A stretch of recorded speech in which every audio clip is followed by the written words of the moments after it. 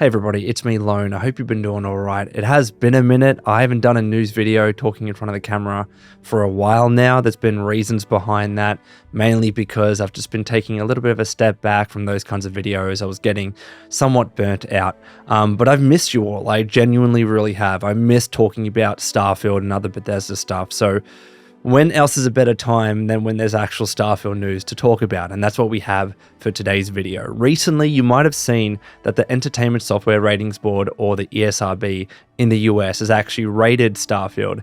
And in the past 12 or 13 hours or so at the time of this recording, they've released a rating summary of the game, which actually teases out some interesting details about the game. A lot of it does go over, or at least clarifies, what we already know about the game, but I still find it very interesting, and it does confirm some other things that a lot of people were just more speculating about based on what we've seen, and nothing, that's been officially confirmed. So I'll be talking about all of that in a second, but if you enjoyed this video, please do like it. I would really appreciate it. Subscribe if you're new, and if you're interested in checking out the rating summary, of course, I will link it in the description below. So here's the rating summary itself. I'll chuck it up on the screen. What we're going to be doing is just going line by line and seeing what we can decipher from this. And as I said, there's a lot of it that we do know, but there is some interesting information that, one, is just nice to talk about, but also two, I feel like it solidifies a lot of what, we should be knowing about Starfield going into the June reveal next month. Of course, we got the Starfield Direct on June 11th, so really excited to see that, really excited to see much more gameplay, much more information about Starfield. But until then, this will absolutely do.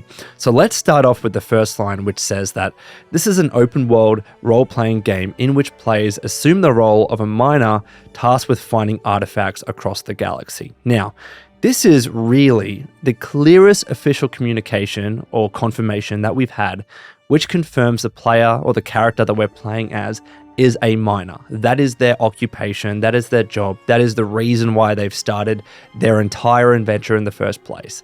So that is cool to actually see that confirmed. Like, it's been obviously teased and hinted at through gameplay reveals and other stuff like that, but this says we assume the role of a miner. So very, very cool. And of course, on top of that, one of our tasks is finding artifacts across the galaxy. This certainly is not the first time that we've heard about these artifacts. It's formed a part of the official gameplay reveal. We've seen it in many tweets from the Starfield Twitter account and other social media accounts. So the artifacts have been mentioned many times. But again, this kind of clarifies what we're doing in the game. We are a miner, and we are looking for and finding these artifacts across the galaxy, right?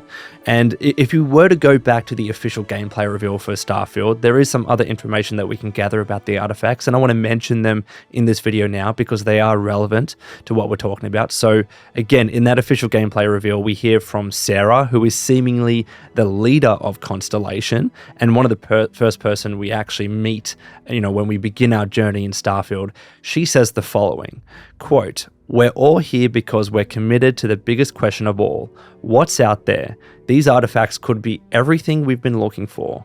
As to what they are, what they're building, you'll be part of solving that puzzle now." And then there's another character after that, Barrett, who says the following line. "So, you found something. You dug up the artifact, right?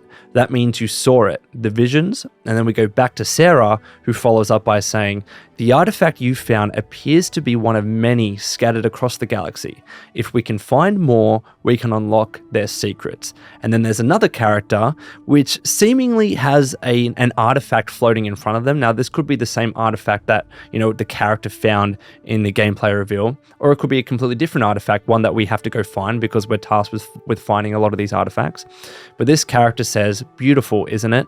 The man who sold me this told me that it spoke to him." So that suggests to me that this is a secondary artifact that's part of the quest of us collecting, because this character got sold the artifact. So if this is to be true, if this is a secondary artifact, on top of the first one that the character finds in the gameplay that we've already seen, then this means that, it's not just we're going out mining these artifacts. There are seemingly other ways of us obtaining the artifacts, such as by, obtaining them from this person. And presumably there's a different kind of quest involved, because if we were just going from planet to planet and mining artifacts, that might get a little bit boring. So I am assuming, just like it implies here that there are many other ways of finding artifacts in the game. Of course, that's just purely speculation, nothing that I know firsthand or anything like that. Please let me stress, this is purely speculation based on what I've seen here. So yes, this rating summary of Starfield by the ESRB confirms that seemingly the main quest is us finding these artifacts across the galaxy. That is our goal in Starfield. As a miner, as we start the game and throughout, that is what we are tasked to do. And the entire game is seemingly built around that. So the lingering questions from these artifacts are essentially, what are they? You know, like, what do they do? I think that's the biggest thing. And of course, something that's going to unfold as the game progresses, as we play through the main story. We might get some hints maybe in the June reveal as to what the artifacts are and what they do, but I don't think we're going to be getting much. I think this is very much spoiler territory that Bethesda Game Studios is going to want to keep under lock and key until everyone actually gets the chance to play the game. So that's the first lingering question, that we don't really know about the artifacts. Everything is just speculation at this stage. The second question that we have is, you know, we heard mention of visions or voices that you hear when you come into contact with the artifact. So what are these visions that we see when we come into contact with an artifact? And what are the voices that we hear? Like, what is it all telling us? Again, it's going to be part of the main story, but seemingly maybe every time we encounter an artifact, we hear something or we see something. And Sarah made mention of a puzzle being put together. As we collect these artifacts, do we need to assemble them together? Do we need to build them like a puzzle? Or is the puzzle more like the voices that you hear and the things that you see? Are those connected together in some way? And by the end of the story, we get a good idea of what all of these artifacts actually mean. So very, very interesting. That is one of the lingering questions that we have at the end of this. And also finally, as I kind of hinted at before, what happens when you collect these artifacts? And seemingly what happens, it sounds like we're assembling the artifacts in some sort of way. Again, we have reference of a puzzle. Are they a puzzle or something that you need to put together? And what happens after that? When does that happen in the main story? Is it kind of like towards the end, right at the end? We don't really know. These are all the ongoing questions that I would love to know, but we've got to play the game when it's released. But let's move on to the other lines in this rating summary. So it says the following: from first/third person perspectives, players interact with various characters, complete quests, and search for supplies while battling enemies, e.g. humans, robots, alien creatures. Of course, we know that Starfield's going to be playable in first and third person. That's been confirmed. And it says here specifically that enemies will include humans, robots, and alien creatures. There's been a question for a while now, and it's not necessarily something that BGS has ever suggested, but people have asked, well, it's a space game, we see alien creatures. Are there ever going to be like humanoid aliens in the game, kind of like Mass Effect, which we can talk to? And at least seemingly from this, on an enemy perspective, it doesn't sound like it. It sounds like all of the aliens that we encounter, and we at least battle in the game, are more creatures. They're not humanoids at all. All the humans that we fight are the ones that we've seen in the gameplay already. Like, you know, like the pirates and the Crimson Fleet, stuff like that. So that's kind of cool. At least we get a bit more of an idea of some of the enemies in the game. I don't expect this to be an exhaustive list, by the way. Maybe there are some secret enemies here and there, but I think that might actually put to rest in terms of whether Starfield has humanoid aliens in the game. The next line, by the way, they go into the following and say, players use futuristic guns, lasers, axes, and explosives to kill enemies. Combat is fast-paced with frequent gunfire, cries of pain, and explosions. So again, a nice little description of the kinds of weapons that we would expect in Starfield. And to be honest, these are all fairly stock standard, common sense. They sound like the kinds of weapons that you would expect in an open world RPG based in space. So nothing really of detail there. The next line is, attacks on some enemies can result in blood splatter effects. Several environments depict blood stains on the ground around corpses. Now, this has been a talking point for a while. Ever since we've first seen Starfield gameplay, people had noticed a distinct lack of blood in the game, especially as you're killing enemies, right? And I would agree, like in a lot of the gameplay that we've seen, especially when you compare it to a game like Fallout, there hasn't been that much blood. But if you do look carefully, even in the gameplay that we've already seen, there has been blood. There's been blood on the floor, as this rating summary describes. But seemingly as well, there will be blood splatter effects. So maybe it's certain enemies that we shoot that spurt out blood in a certain way. Maybe you need to kill an enemy in a certain way such as by shooting their head and maybe their head comes off or something like that. Nothing that we've seen, so far explicitly in the gameplay.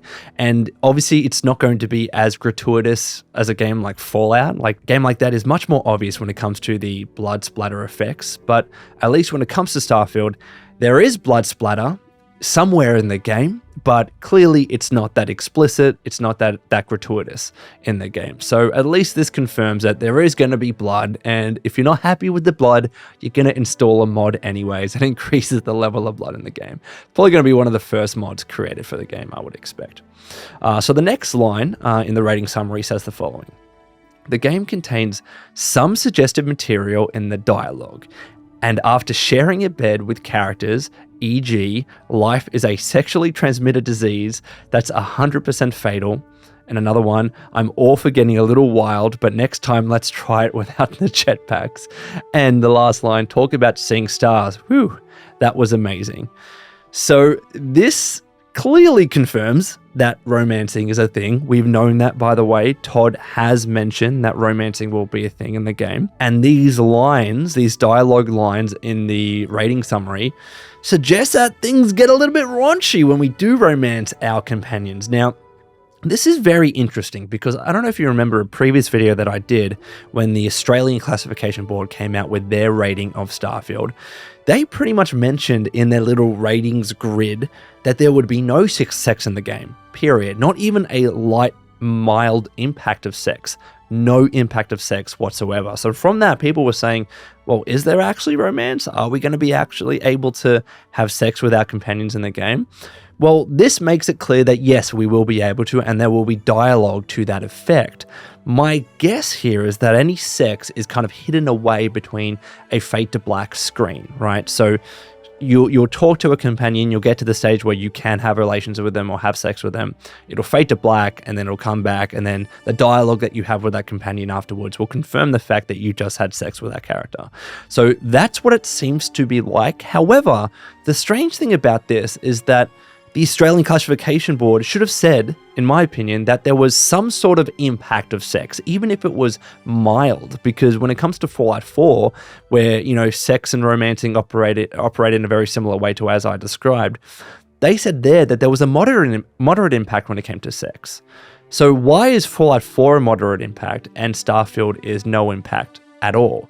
It doesn't make sense to me, and especially when this rating summary really does get raunchy, as I said. So who really knows how it operates? But clearly, as we can see here, there will be romancing and there will be mentions of sex in the dialogue. So that is kind of cool.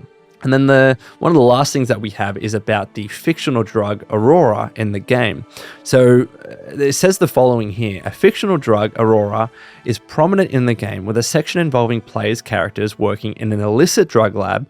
Players can also obtain Aurora by stealing or buying it from vendors, and consuming Aurora results in a distortion effect on the screen. So we've known of this for a while. We've seen this in, again, gameplay reveals and tweets from Bethesda, that the background story is that the Xenofresh Corporation, who initially just wanted to catch fish, right, they ended up discovering a fish that had psychotropic properties, right? And from that, they were able to engineer a drug which gave people a high, and that drug is called Aurora, right? And this is in the city of Neon, right? So it says here that from those fish, they were able to manufacture this drug called Aurora, and it's only legal in the pleasure city of Neon. So we've known about this for a while, but this gives us a little bit more information in terms of how it works. Like, we're going to be able to work in a drug lab, and that might be one of the quests, right? Why isn't it an illicit drug lab though? Because if you're in the pleasure city of Neon, and that kind of drug is legal, why would it not be legal to work on that drug? Maybe it's very mandated or controlled by the Xenofresh Corporation, and anyone else trying to manufacture Aurora, that's an illicit operation. Or maybe you're making it on a different planet and trying to sell it to people in Aurora, which is obviously illegal to do so. So who really knows, but it gives us some information in terms of how that mechanic, when it comes to the drug, is going to work. And yes, it does confirm why the Australian Classification Board said Starfield's going to be R18+, specifically because of the high impact drug use. It seemingly is all around this city, all around this drug Aurora, and all the quest lines built around it. So all of it makes sense now, especially when, because the Australian Classification Board has always had an issue, like when you insert a drug into your character in a video game, where there's a lot of on-screen effects to that effect, right? Especially if you get any boost from the drug or whatever it might be. So when you consume or take Aurora in Starfield, there's going to be a lot of those visual or distortion effects on the screen. That's probably what the Classification Board had an issue with when they rated Starfield. So who knows what actually like other impacts Aurora is going to give us in the game? Is it just the visual effect? Will we get bonuses, or maybe, you know, like some of our stats will actually go down when we take this drug? Who really knows? But let's see when we play the game, and maybe there are some traits or there are some skills that are tied in with having taken drugs in the game, kind of like Fallout 76. And then finally, the last line of the rating summary says the words fucking bullshit appear in the game, and that's obvious. We could expect that in the dialogue. And the last thing on the ratings website, not necessarily in the rating summary, but it does confirm that Starfield will have in-game purchases on PC and Xbox Series.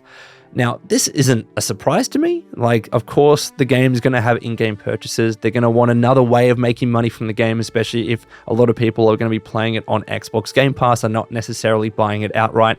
That's going to be a key source of revenue for Bethesda Game Studios when it comes to Starfield. But this confirms that there will be in-game purchases, and what is it going to be, right? Could it just be in the form of DLC? Could it be in the form of skins, weapon skins, attire, outfits, something like that? My guess, we've heard Todd, we've heard BGS talk about how much they love working with modders and how much they want to support modders creating content for their games. And we've heard murmurings for a little bit now about potentially a marketplace coming for Skyrim and a rebirth of Creation Club. That's not been confirmed. It's all speculation based on Steam files and all this crap. But if I was to have a random guess, perhaps there will be a rebirth of Creation Club when it comes to Starfield. It sounds like that's going to be the case, and maybe Bethesda Game Studios is just saying to the ESRB, there's going to be in-game purchases, whether from launch or at some stage. We're letting you know that now, so when people buy the game, they know it's going to be coming at some stage. My guess is going to be some sort of form of Creation Club. I fully expect that that's going to come back in some sort of capacity, and let's see how it's received by the community. So that's all the information that I could glean from the rating summary from the ESRB website for Starfield. Let me know your thoughts in the comments below. It's been good talking about some news again. I'm a bit rusty at it, as you could probably hear, so please bear with me until I get my groove back. But until next time, this has been a Lone Vault Wanderer. Please take care of yourselves, and would you kindly keep fighting the good fight.